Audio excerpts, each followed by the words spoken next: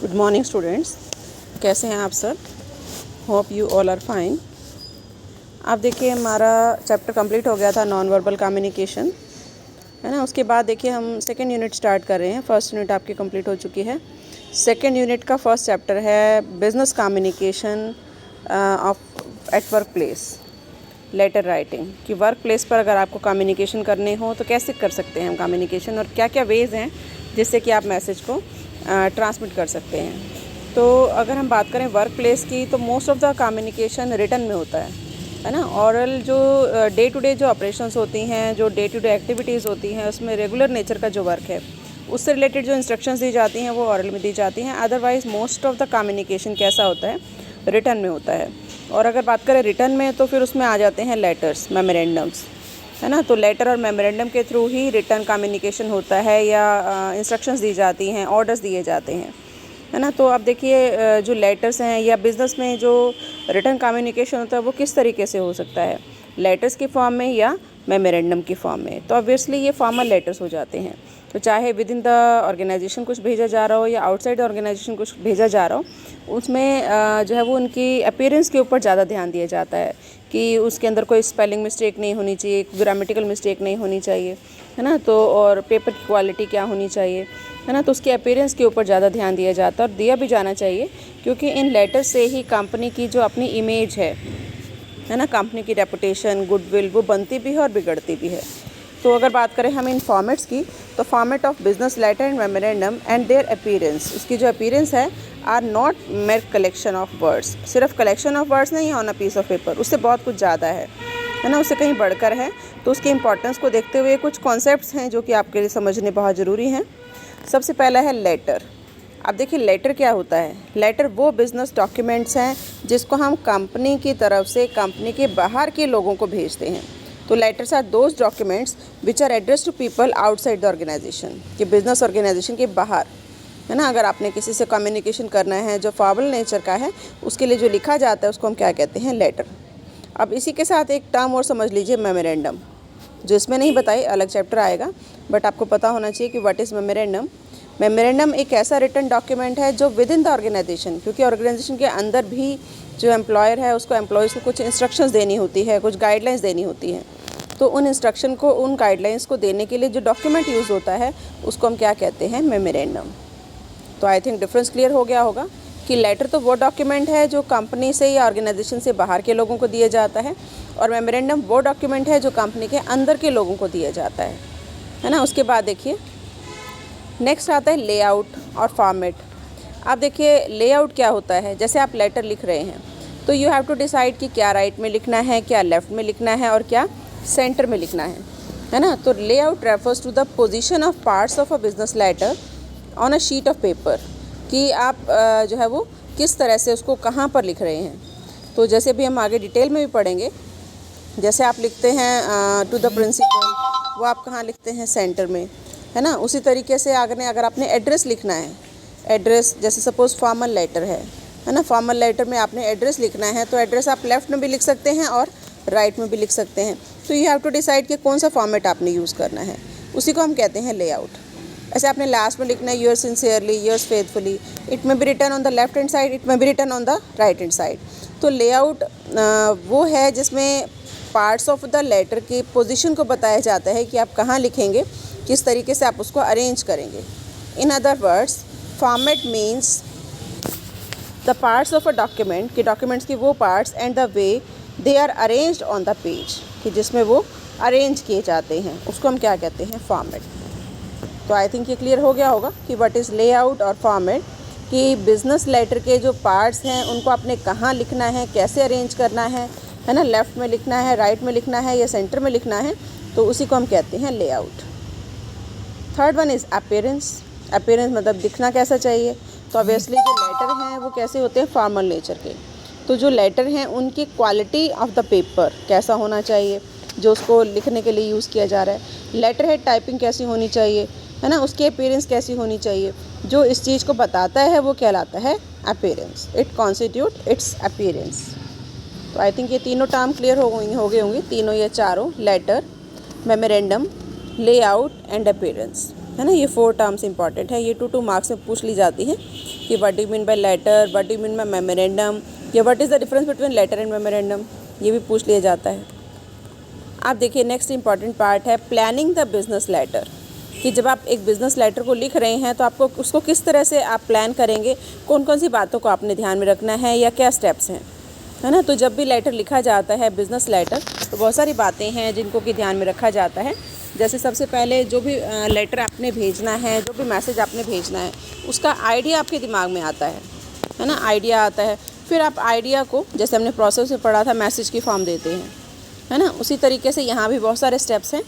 आप देखिए first step है आइडेंटिफाई द पर्पस, कि जो भी सेंडर है, जो लिखने वाला है उस लेटर को, उसको सबसे पहले ये देखना है कि what is the purpose of writing this type of letter, कि आप क्यों भेजना चाह रहे हैं, क्या आपने किसी को मोटिवेट करना है, आपने मतलब ऑडियंस को कन्विंस करना है किसी काम को करने के लिए।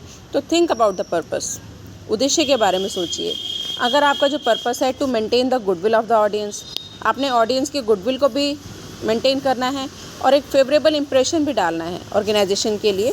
ऑर्गेनाइजेशन के बारे में आपने कोई नेगेटिव बात नहीं करनी, लेकिन हर सिचुएशन में आपको जो पर्टिकुलर आपका गोल है, जो आपका ऑब्जेक्टिव है जिसके लिए आप लिख रहे हैं, वो आपने ध्यान रखना है। तो पर्पस में भी स्ट्रेट फॉरवर्ड, आपका पर्पस ऑब्वियस होना चाहिए, आपको पता होना चाहिए कि आपका ये पर्पस है, ताकि उसी काम के लिए आप उस लेटर को लिखें।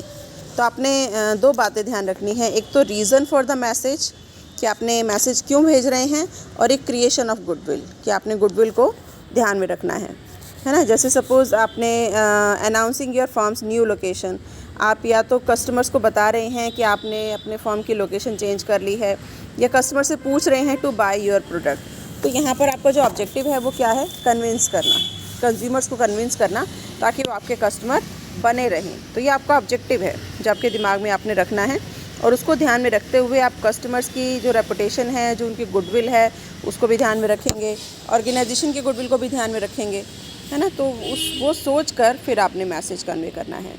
या सपोज़ कोई बैड न्यूज़ है, ये तो एक तरह की न्यूट्रल न्यूज़ है, ना गुड है ना बैड है, कि you are informing to your consumers कि आप अपना प्लेस लोकेशन चेंज कर रहे हैं और आप उनको कन्विंस कर रहे हैं कि आप यहाँ से गुड्स को परचेज़ करें।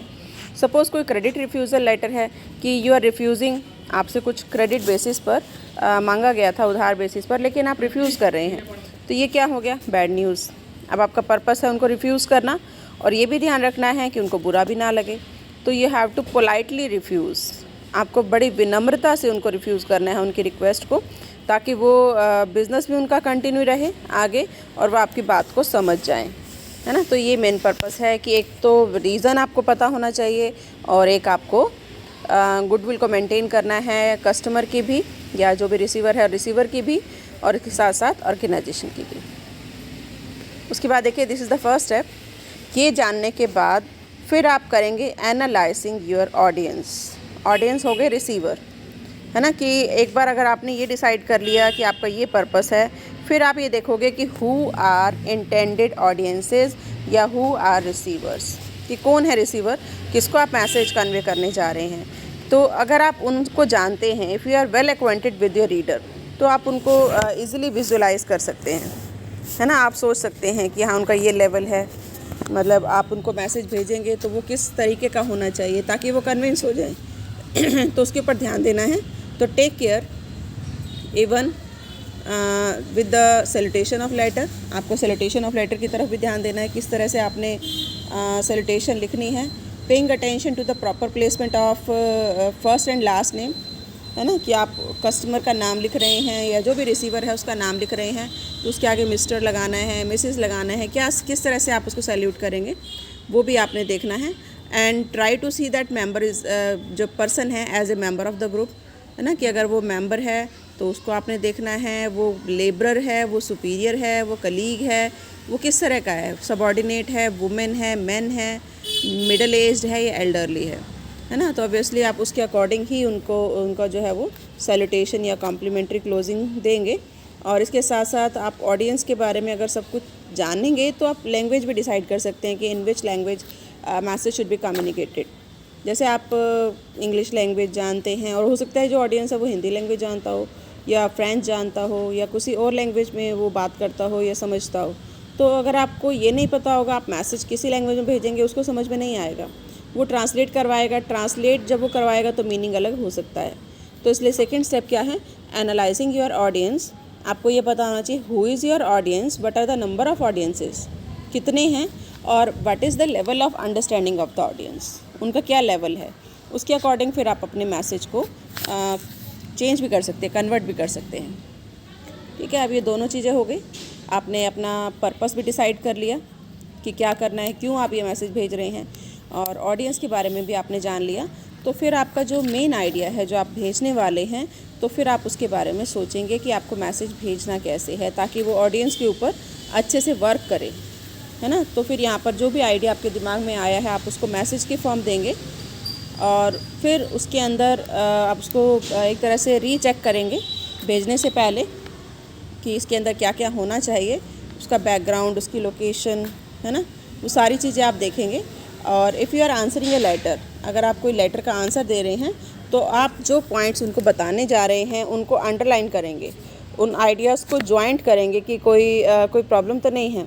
अगर वो सॉलिसिटेड है, अगर वो अनसॉलिसिटेड मैसेज है तो भी आप उसको देखेंगे कि जो आप चाहते थे क्या वो जो है वो मैसेज जो आप भेज रहे हैं, जो चाहते थे वो पर्पस पूरा हो रहा है या नहीं हो रहा। उसके बाद देखिए collect data to support your ideas. जो आपने भेजा वो बिल्कुल ट्रू होना चाहिए, या जो भेज रहे हैं आप message that should be true, है ना। और आपके पास उसको प्रूव करने के लिए सपोर्टिंग डाटाज होने चाहिए। जैसे आप कुछ भी भेज रहे हैं कि इस प्रोडक्ट के प्राइजेस ये हैं, इसकी कोटेशंस भेज रहे हैं, कुछ फिगर भेज रहे हैं, कुछ डाटा भेज रहे हैं, तो वो डाटा बिल्कुल एक्यूरेट होना चाहिए, गलत नहीं होना चाहिए, ताकि कल को क्रॉस क्वेश्चनिंग हो जाए या कोई आपसे पूछे तो फिर आप उसके सपोर्ट में कुछ एविडेंस, कुछ प्रूफ आप दिखा सकें, है ना। तो यहाँ पर ये बताता है कि आपके पास उन सभी बातों का जो कि आपने मैसेज में दिया उनका एविडेंस आपके पास होना चाहिए। नेक्स्ट है ऑर्गेनाइज द मैसेज, कि जब आप ये डिसाइड कर लेते हैं, आपके पास सपोर्ट भी है कि जो भी मैसेज आप भेजेंगे उनका सीक्वेंस, कि पहले क्या लिखना है, उसके बाद क्या लिखना है, और किस तरीके से आपने भेजना है। भेजनी तो अपना मतलब मैसेज तो आपने सारे देने हैं, आइडियाज़ तो आपने सारी देनी है ना, लेकिन उसको आपने ऑर्गेनाइज़ करना ताकि जो कंसिस्टेंसी है वो बनी रहे, है ना। उसके लिए भी कुछ बातों को ध्यान में रखना है। जैसे there are two approaches to write a message, एक होता है डायरेक्ट अप्रोच, एक होता है इनडायरेक्ट अप्रोच। अगर आप सपोज़ कोई मैसेज भेज रहे हैं और आपको लगता है कि सामने वाला आपकी बात को मानने के लिए तैयार है, आपको उनको कन्विंस करने की ज़रूरत नहीं है, तो आप यूज़ करेंगे डायरेक्ट अप्रोच, जिसमें आपको पहले एविडेंस नहीं देना है, पहले आपको मेन जो इन्फॉर्मेशन है वो पहुंचानी है। तो under this approach main idea comes first, main idea पहले आएगा, फॉलोड बाय द एविडेंस, उसके बाद एविडेंस आएगा, है ना। जैसे सपोज़ आप किसी से बात कर रहे हैं, किसी कस्टमर से, और उसकी आपसे ऑरल बात हो चुकी है और वो आपकी रिक्वेस्ट को मानने के लिए तैयार है, तो रूटीन नेचर का है, रिक्वेस्ट है, गुड न्यूज़ है ना, जिसमें आपको लगता है कि जो भी ऑडियंस है वो आपकी बात को इजीली मान लेगा, आपको कन्विंस करने की ज़रूरत नहीं है, तो आप डायरेक्टली मेन न्यूज़ पहले दे देंगे, उसके बाद आप एविडेंस देंगे। तो ये होगी हमारी डायरेक्ट अप्रोच। उसके बाद अगर आपको लगता है कि जो ऑडियंस है वो इस तरह का है कि आपकी बात को इजीली नहीं मानेगा, आपको उनको मनाना पड़ेगा, परसुएट करना पड़ेगा, है ना। जैसे कोई बैड न्यूज़ आप प्रोवाइड कर रहे हैं या कोई परसुएसिव मैसेज दे रहे हैं, तो फिर उसमें क्या होगा, इसमें जो है पहले क्या आएगा, एविडेंस, उसके बाद फिर मेन आइडिया आएगा। तो under this approach the evidence comes first following by the main idea, main idea उसके बाद आएगा। और इसका पर्पस क्या होता है, परसुएसिव मैसेज या परसुएट करना या कन्विंस करना। Just like writing a sales letter, अगर आप कोई सेल्स लेटर लिख रहे हैं तो आपको कस्टमर्स को मोटिवेट करना है, तो आप ये मानकर चलेंगे कि वो मोटिवेटेड नहीं है ना, तो फिर AIDA फार्मूला यूज़ होगा, attention, interest, desire and action. और अगर आपको लगता है कि वो कस्टमर ऐसे हैं कि ऑलरेडी आपसे मटेरियल परचेज़ कर चुके हैं, ओल्ड कस्टमर्स हैं, वहाँ आप लेटर लिख रहे हैं, तो फिर डायरेक्ट अप्रोच आप यूज़ करेंगे। उसके बाद देखिए इसी का ही थर्ड पार्ट आता है कि बिगनिंग और एंडिंग जब आप करें तो उसको ध्यान में रखें कि स्टार्टिंग जब आप बिगनिंग करें तो बिगनिंग भी सोच समझ कर करें और कुछ अट्रैक्टिव सेंटेंसेस होने चाहिए, और जब आप एंडिंग करें तो एंडिंग में भी कुछ ऐसे फ्यूचर फॉरवर्ड सेंटेंसेस होने चाहिए, because first impression is the last impression and we remember best what we read last, कि जो हम लास्ट में पढ़ते हैं उसको हम ध्यान में रखते हैं, है ना। तो इन चीज़ों को ध्यान में रखकर ये 5 स्टेप्स हैं। एक बिज़नेस लेटर को लिखा जाता है जिसका मेन पर्पस लेटर को, डॉक्यूमेंट को इफ़ेक्टिव बनाना है। तो इसको पढ़ना, फिर हम लेंगे 2-3 पार्ट्स हैं इस चैप्टर में इम्पॉर्टेंट जो हमने करने हैं।